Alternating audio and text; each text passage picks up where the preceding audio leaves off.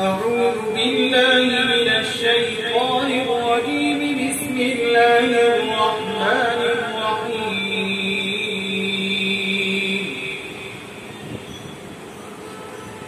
أأنتم أشد خلقا أم السماء بناها رفع سمكها فسواها وأغطش ليلها وأخرج ضحاها والأرض بعد ذلك دحاها أخرج منها ماءها ومرعاها والجبال أرساها متاعا لكم ولأنعامكم فإذا جاءت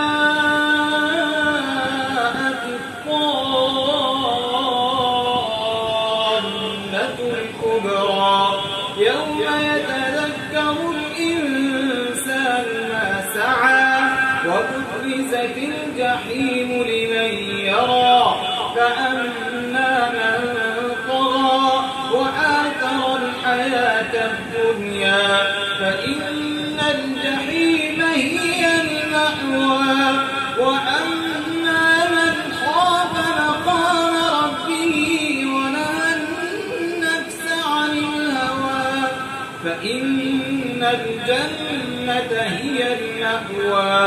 يسألونك عن الساعة أيان مرساها فيم أنت من ذكراها إلى ربك منتهاها